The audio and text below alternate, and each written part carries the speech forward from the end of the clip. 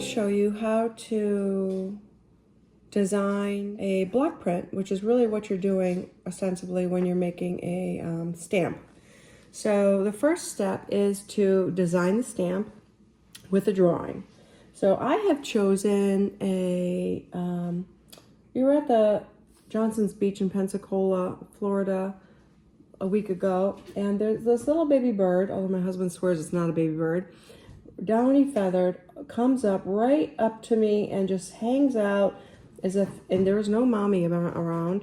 He was all by himself, and he was just such a little cherub, and he was so fat, and I loved his coloration. It was just like white, black, and gray, which I thought would really lend to a block stamp or a block print. So now always when I start any new drawing or painting, I'm filled with anxiety, you know. Is it going to be good? Where's it going? I don't know. So, but you just start anyways. So maybe I will just give a little quick circle about how big I want him to be. This is Salty. Say hello. Hi, Salty. Mommy's working. Mommy's working. Mommy is working. Also, when you draw, you should always put a tissue under your hand, because in 100 years your drawings will have some an oily looking mark from the natural oils on your skin. Now the way I make the black, and so I notated for myself, is I just put an X. And that's what part of the stamp will be raised and will receive the ink and make the impression on the paper. And of course that would be the black, so that would be the part you don't carve out. So again, this is the part that you want inked up. So you're going to carve everything around this, everything around the beak. And the most important thing about drawing, something you even can't control yourself not to do it, is imprint who you are in your drawing. And that is what makes them unique, special, charming, valuable. I think, well, his leg here is a little too fat, but I kind of like it. So an important determination for an artist is not necessarily if it looks exactly like what you're drawing, but if it feels right, if it, you know, has that, oh yeah, quality.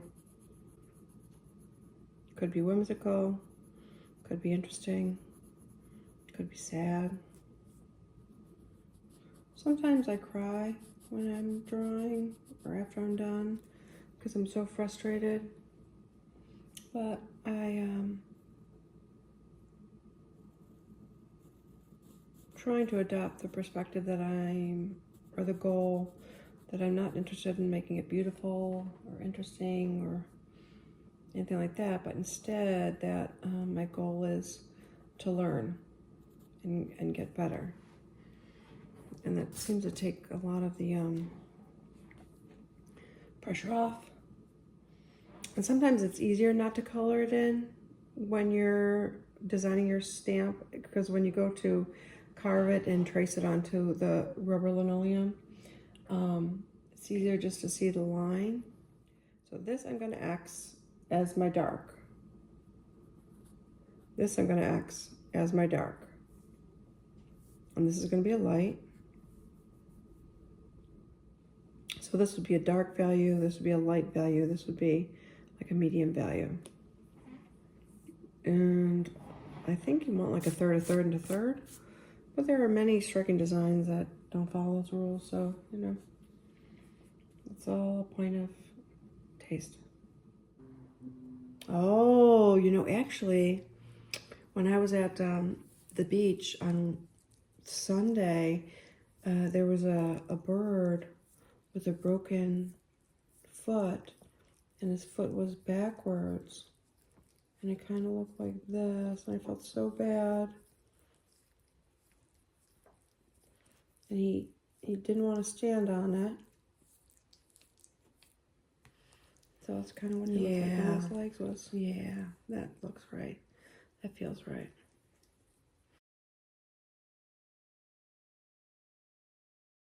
I walked along the beach, found a dead crab, put it in a plastic bag, brought it to him.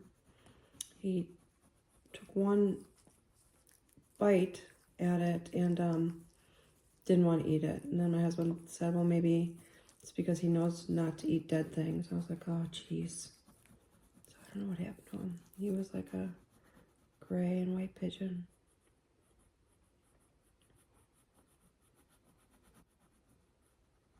That. See, I wasn't even thinking of that bird when I made the help sign. But then it reminded me of him. But then also for this design, I think it needs to be a lot darker. So when I design it, I'm going to leave a lot of uncarved spots. Now I have sat with this drawing for a few hours, and I want to change it a little bit. I want to make it sad and funny and true. So what I'm going to do is I'm going to design it so that this little bird is, I'm going to try it. It might not work. So fat that like he has a front butt.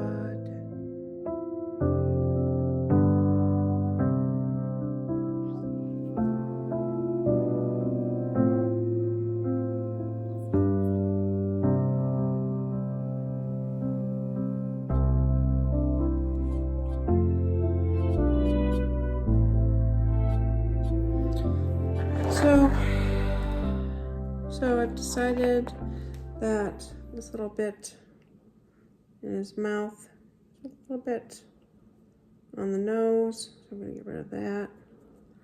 And I think I'm ready for my design. Okay. All right, and so the next step is to take a piece of tracing paper. And I usually use blue painter's tape because it usually doesn't stick to the paper and can come off really easily. So I'm going to put a piece of tracing paper, a little bit larger than the design. And I'm going to take my number 2 pencil. And I'm going to trace it. I usually start top to bottom, left to right, so that I'm not getting the graphite on my hand.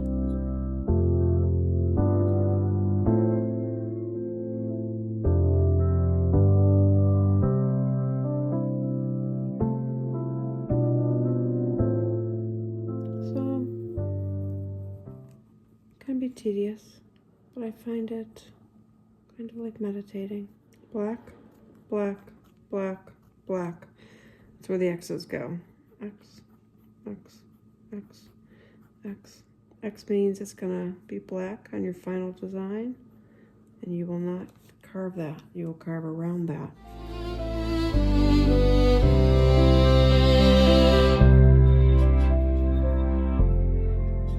And when we transfer this to the rubber linoleum, you'll see that just like the silly putty you used to use when you were a kid, if you're that old, and used to transfer the ink from the newspaper, from the funny papers, onto your silly putty,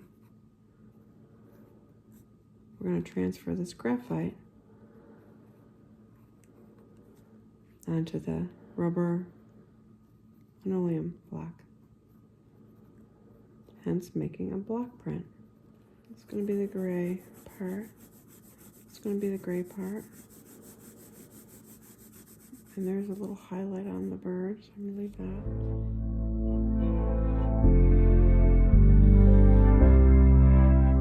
So that is about where we're going to stop.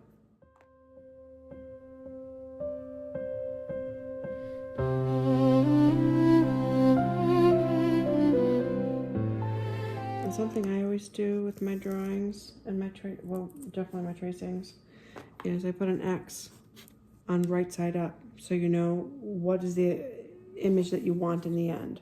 Now, the next step is I'm going to use a block of rubber linoleum, or I think it's just rubber really, and you're going to transfer the design onto the block of rubber. So I don't need this anymore. We do need the traced design. Looks like that. Okay. And you're gonna get a piece of rubber a little bit bigger than your design, and the X is the front. The front of the design goes facing the rubber. Tape it down. This is acid-free tape. You could also use painter's tape.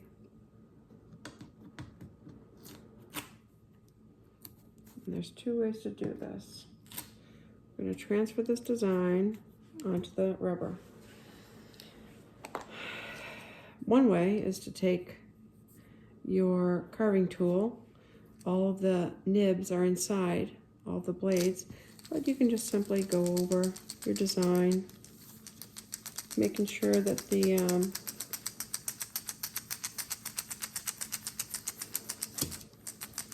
tracing paper stays in the same position. Now this is a way I usually don't do it, but I just wanted to show it to you to make it faster, easier, less laborious. If you press everywhere, it should come out. Let's see if it worked. That's pretty good. That's pretty good. I don't think I need to take the time to individually trace the line, but I'm going to show you how to do that in case you want to be more precise. You go over each of the lines that you drew. Make sure everything is imprinted into the rubber. I just actually want to take time to do the eye because it's so important. Okay. All right, I think that's about it. I think I can work with that. There's a little bit. You of course leave the paper tape down, your design tape down, in case you need to make any adjustments or darken any lines, or. But that looks pretty good. Okay, so there is that. This is what you're gonna start off with when you are carving it, and that's gonna be the next step. Now we're gonna carve the stamp. This is the carving tool from Speedball. That's very handy. The nibs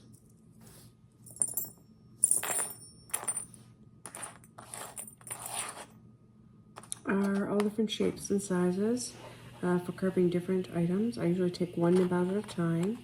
I'm going to take this nib out. It's a very skinny one. That's how I usually start with my lines. And then when I want to carve more away, I get a wider pen nib, a carving tool. I'm going to show you how to do this. This unscrews. Lefty loosey, tighty righty. I'm going to take it all the way off because this will come out. And you're going to need to know how to put it back together. There's a ball side and a flat side. The ball side goes into the tube mechanism facing outward. Then you just screw it on, not all the way. You want it a little loose because it's making a housing unit for the nib. And then you tighten it up. And now you're ready to carve. Always carve away from yourself. Don't put your hand here and carve here. All right, so I'm going to carve away. So you can gently put one end of the blade where a little bit past your line, and you're going to carve into the tool. Okay. And you take away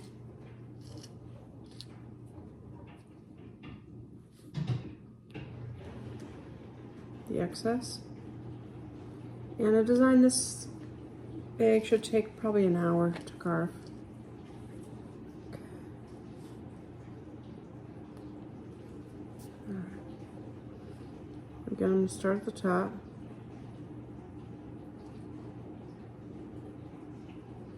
If you go too deep, it's not as easy.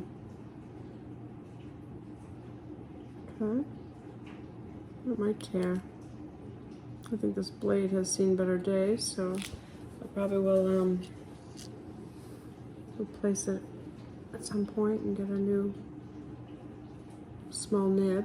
This is my smallest nib.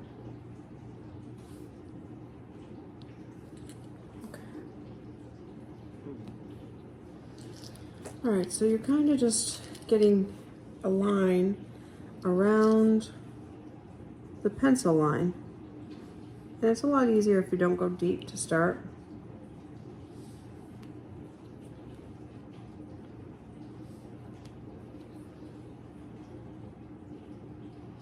And I'm going to, I was going to have this help sign be white, but now I think it's going to be easier to have it be black.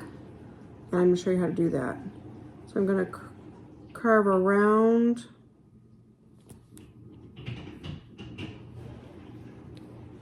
I'm just using the tool to tug on the rubber that's been sliced. Okay, almost. Got to go towards me, so I just turn the rubber pad. Just picking it up. Again, I want to go towards you.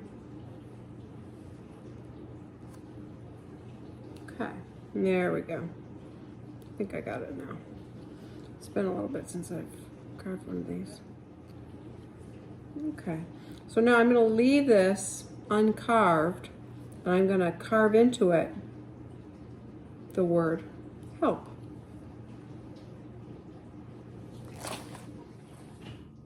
Oh, guess what? I think it's going to be backwards, which is kind of funny. And accidents happen. I'm not a professional yet at this. Because when I imprint it,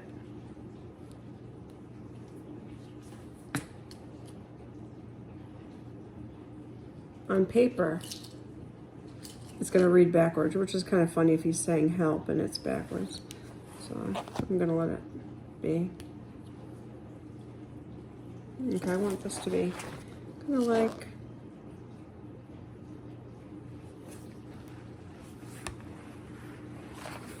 and I always leave the cardboard under the stamp pad because it's easier to move it around. Get the other side of the arm.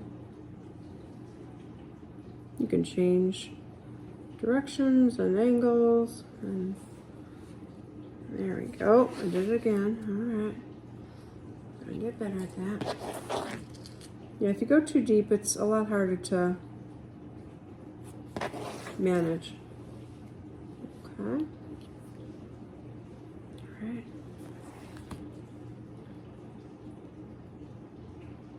Now the one thing I want is I definitely want his hand to be white.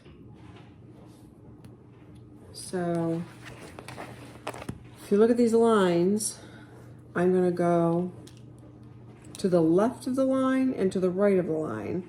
So here, I've already gone to the right of the line, so I'm going to go right on the middle and carve out the middle so that there's still some on either side that'll look like it's a white hand and a white arm. And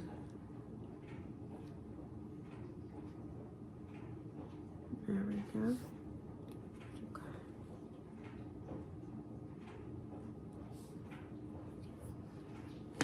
And the charming thing about block prints is they're not perfect. Kind of like folk art. They're not made to be perfect. Okay. And you keep carving away.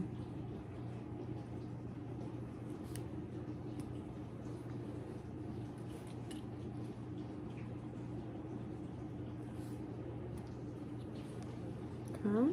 And this is his finger. There we go.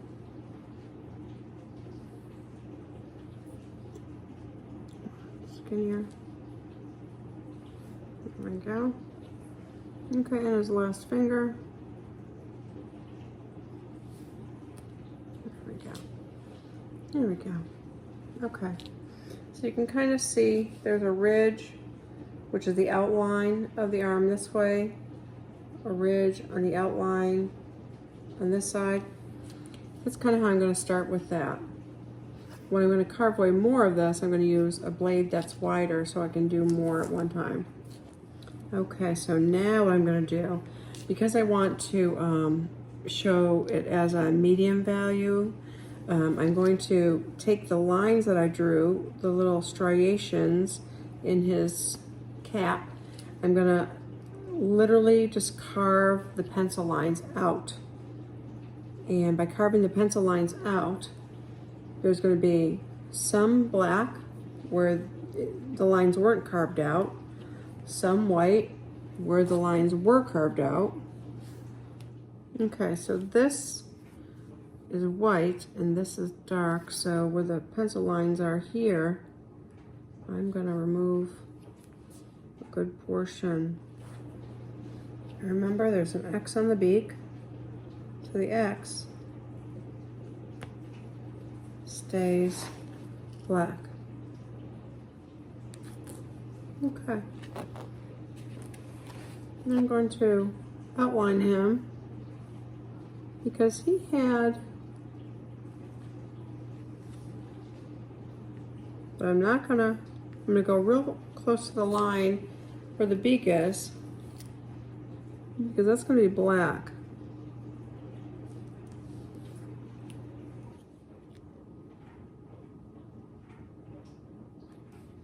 And you don't have to go very deep, especially at the first pass. Just want to get an accurate line. I think I might erase that outline. I think it makes them too bulky. So we'll keep going. Now, one thing I wanted to show you is this area right here is going to be gray, or like a middle value. So I'm not carving around the lines to have them protrude. I'm taking all the lines and I'm carving right on the line. And that's going to give a dark background and the lines will show up as white. And there's a little hole in all these little specks. So I'm going to just make a little divot.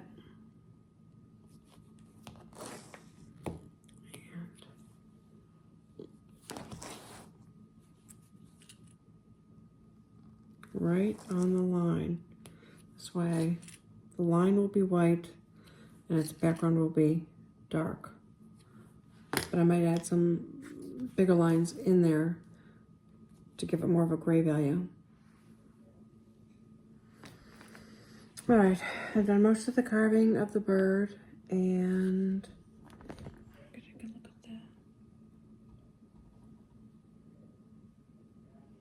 I'm starting to design the background, which I usually just do a bunch of shapes.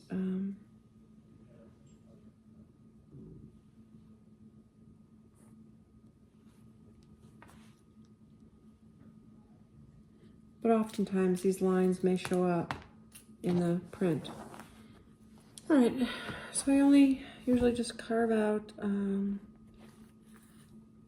around the amount of space I need to make the block print so I can hold the block print when I have inked it. All right, so I think I'm done. I might try to print it. You just never know what it's gonna look like. All right, now the last thing I'm gonna do is I'm gonna cut and trim off this so I can use this for another spot. Good morning. Well, today we're going to try out our stamp for the first time. That's how it came out. I'm not sure I like the background, so I might cut all that away, and we're going to try it out. This is the Speedball ink. You can get it from Michaels. It's not too expensive because you don't need a lot of it. I usually use a palette to put the ink on. Maybe about that much. Okay, to start. And I usually work on parchment paper so the ink doesn't get everywhere. I have, this is to press down when I'm stamping the stamp onto the paper. And this is just a, I think this is called brayer, I'm not sure. So you just kind of get some ink evenly dispersed onto the brayer, and there's a sound. It kind of sounds like that. And then you go over your design first and foremost. And more. And I kind of like the lines that naturally occur from the carving. Okay. Oh, this poor guy. I don't know. I don't like his eye, but we'll see. Okay, make sure you have an even layer. Then you take your stamp where it's not inked up. Hover it over the paper, drop. And you can use anything to do this. You could use your hands. Just want to make sure a nice impression is made. Okay, extra tissues on the side. Let's see how we turned out. Oh boy. Well, this is it. This is it. And it's always, and I'm just using, you know, just a inexpensive paper here. It's not too thick, a little bit better than copy paper. So I'm gonna do a second pass on a second piece of paper.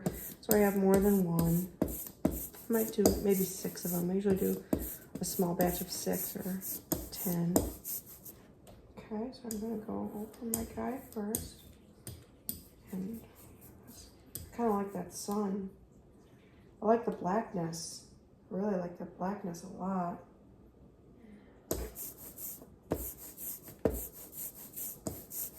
Okay. Okay. Turn around the edges. Because I like this effect here. I'm going to take it from where it's not stamped. Hover. Drop. Hands just as good. Just as good.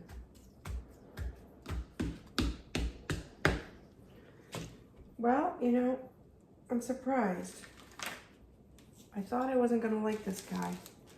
Last night I was feeling pretty disappointed, and I came to the conclusion that I don't like birds, but I'm glad that I went through this because that bird that had the broken foot really was bothering me and filled me with kind of like anxiety.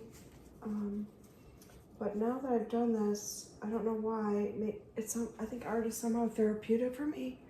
And as far as this little guy, I wish him well. I commend his spirit to heaven if he dies. I just have no control. So I'm gonna No control over what happens to him. So I'm gonna keep my focus elsewhere for the time being. But best of luck to you, and this is my final print. See how the black really shows up? So you do want some uncarved pieces. That's really, really lovely effect. Now I wanted to show you how to ink just with regular stamping ink pads. These I bought for like 7 different colors for like $25 on Amazon. They're water-based. These Speedball inks are also water-based, so it's a simple water cleanup, you know, no soap. And you want to, I clean this by running it under water and scrubbing it with a toothbrush, because you want to get all those little crevices cleaned and free of debris and the ink. So now this is a cleaned stamp. I'm gonna, where the image is, I'm gonna run it and just press down, make sure the ink is getting in there. Hope this stamp pad isn't dried out. Okay, it's starting to work. All right, it's starting to work. And you just want to look at it and press where you think you need the ink. And maybe I'll be making a smaller stamp. Easier to handle with this. Okay, let's try this. His head, okay, his beak. Okay, I'm not sure this is going to work that well, maybe because this is too big, but we're going to try it. Okay, just want to make sure that there's ink on all of your raised spots. I'm gonna do the bird more. Not sure how this is gonna come out. Okay, let's try it. Hover over the paper, drop, press.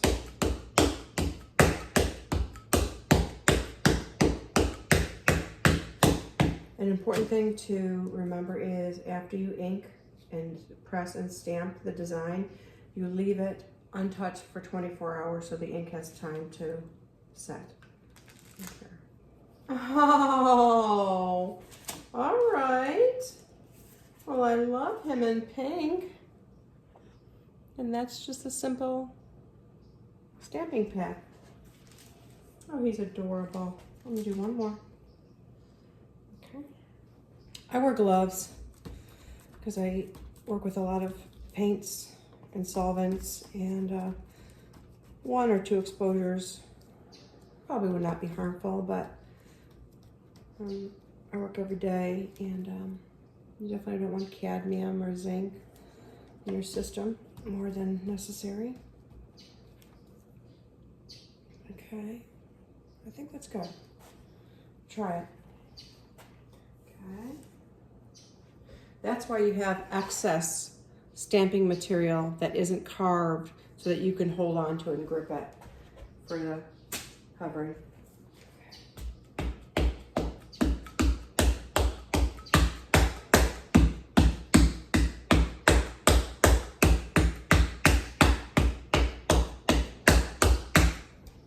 Let's see. You gently don't move the paper as you're moving the stamp. All right, turned out. It's even better. And that is from a regular stamping pad.